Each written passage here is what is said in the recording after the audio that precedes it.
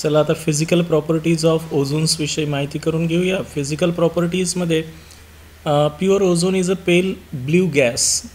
Blue कलरचा gas असतो. Dark blue liquids थंड केल्यानंतर लिक्विडमध्ये कन्वर्ट होते आणि फायनली व्होलाटाईल ब्लॅक सॉलिडमध्ये याचं कन्व्हर्शन होते.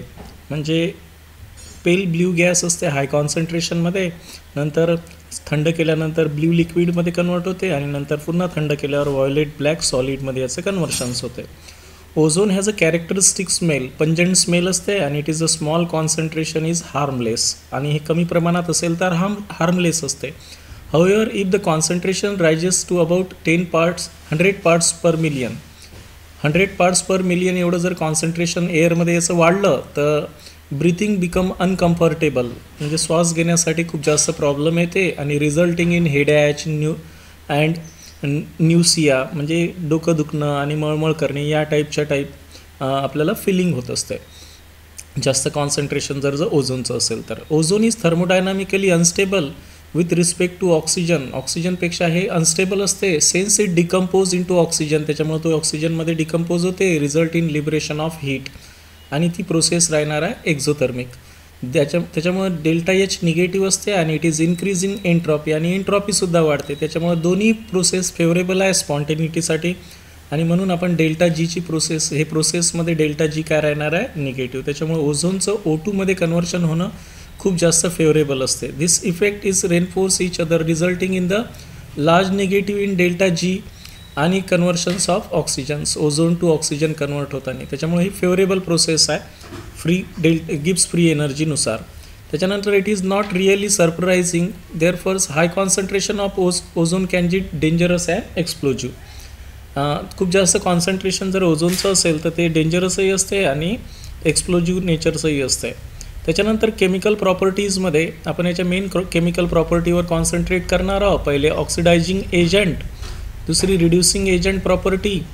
आता हा फ्लोरीन नंतर दुसरा पॉवरफुल ऑक्सिडायझिंग एजंट म्हणून ॲक्ट होते, कारण हा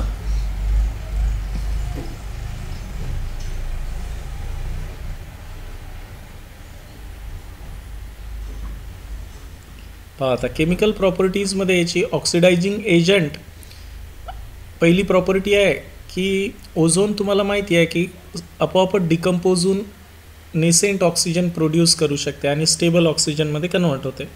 त्याच्यामुळं हा नेसेंट ऑक्सिजन प्रोव्हाइड करत असल्यामुळं हा ऑक्सिडायझिंग एजंट म्हणून ॲक्ट होणार आहे. जसं लीड सल्फेटमध्ये कन्व्हर्शन करणार आहे, पोटॅशियम आयोडाईडचं आयोडीनमध्ये कन्व्हर्शन्स करणार आहे. तसंच हा रिड्युसिंग एजंट म्हणूनही ॲक्ट होतो काही रिॲक्शन्समध्ये, जसं BaO2, बेरियम ऑक्साईड, हायड्रोजन परऑक्साईडमध्ये हा रिड्युसिंग एजंट म्हणूनही ॲक्ट होत असते, म्हणजे ऑक्सिजन काढून घेणार आहे.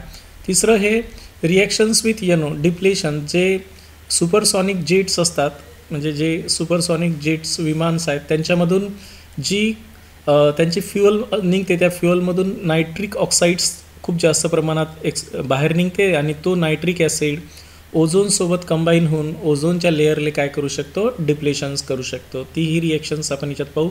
आणि फायनली अनसॅच्युरेटेड हायड्रोकार्बनसोबत कंबाईन झालं तर ऑर्गॅनिक केमिस्ट्रीमध्ये आपण ओझोनोलिसिस नावाची रिॲक्शन्स ऐकतो, ज्यामध्ये पहिले ओझोनॉइड्स तयार होते आणि ओझोनॉइड्स नंतर हायड्रोलिसिस केल्यानंतर अल्डिहाइड कीटोनमध्ये कन्वर्ट होतात. त्याच्यामुळं ऑक्सिडायझिंग एजंट ही प्रॉपर्टी आपण पहिले पाहून घेऊया. Due to the easy ease in which liberations of nascent oxygen, हा खूप इझिली नेसेंट ऑक्सिजन प्रोड्यूस करू शकतो. It act as a powerful oxidising agent. For example its oxidises lead sulphides, lead sulphates, lead सल्फाईडचं lead सल्फेटमध्ये conversion करेल आणि iodide आयनचं आयोडीनमध्ये conversion करेल.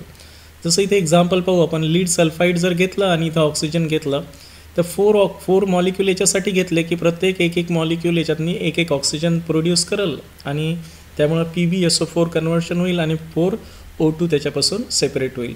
तसंच पोटॅशियम आयोडाईडमध्ये आय निगेटिव्ह आयनचं कन्व्हर्शन्स होईल I2मध्ये, OH निगेटिव्ह प्रोड्यूस होईल, टॉईस OH निगेटिव्ह प्रोड्यूस होतील.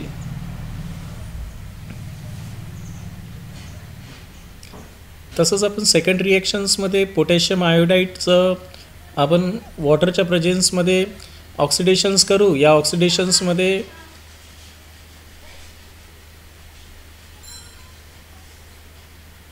तसंच आपण सेकंड जे रिएक्शन्स पाहून राहिलो पोटॅशियम आयोडाईडची वॉटरच्या प्रेझेन्समध्ये ओझोनसोबत, ओझोन याचं ऑक्सिडेशन्स करून टॉईस OH निगेटिव्ह I2 आणि O2 तयार करल, ही सुद्धा ऑक्सिडायझिंग एजंट प्रॉपर्टी आहे. त्यानंतर जसं आपण एस्टिमेशन ऑफ ओझोन, एखाद्या सॅम्पलमध्ये ओझोन किती आहे ते सुद्धा एस्टिमेशन या रिॲक्शननुसार करू शकतो. Ozone when treated with access of KI, जर आपण याची एक्सेस ऑफ KI सोबत रिॲक्शन्स केली, solution containing buffer, borate buffer वापरतो आपण, ज्याचा pH 9.2 असते.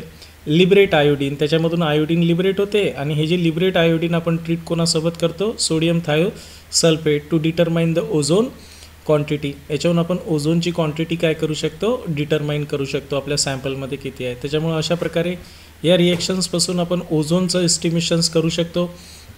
त्यानंतर रिड्युसिंग एजंट म्हणूनही हा ॲक्ट होत असतो, पण खूप कमी रिॲक्शन्समध्ये. Ozone can behave as a reducing agent. पाहता सेकंडमध्ये आपण ozone can act as a reducing agent. Ozone can behave as a reducing agent when it treated with BaO2 किंवा परऑक्साईड, हायड्रोजन परऑक्साईड.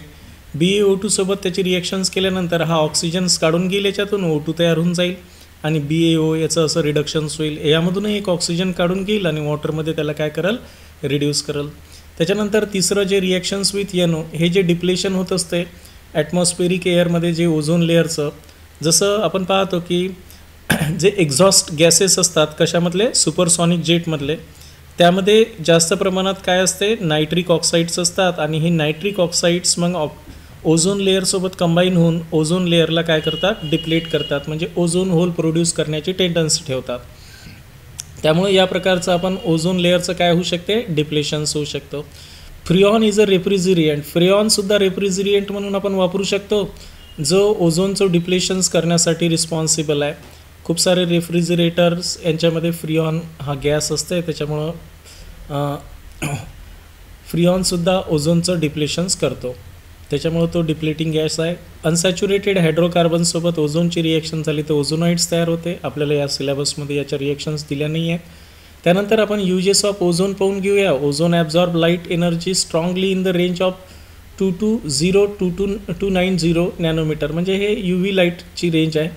या स्पेक्ट्रमचा लाईट ॲब्झॉर्ब करतो आणि हा हार्मफुल रेडिएशन्स असते, त्याच्यामुळं जे येणारे जे हार्मफुल रेडिएशन आहे ते अर्थपर्यंत पोहोचत नाही आणि त्यामुळं it prevent the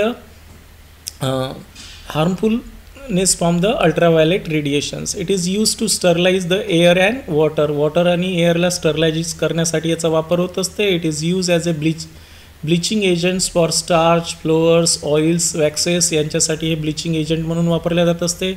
it is use in industry in the manufacturing of silk and synthetic camphor म्हणजे कापूर, सिंथेटिक कापूर आपण याच्यापासून तयार करू शकतो. Being toxic it is use as a disinfectant and germicides. हे डिसइन्फेक्टंट आणि जर्मिसाइड म्हणूनही याचा यूज होत असते. तर या प्रकारे ओझोनच्या विषयी माहिती.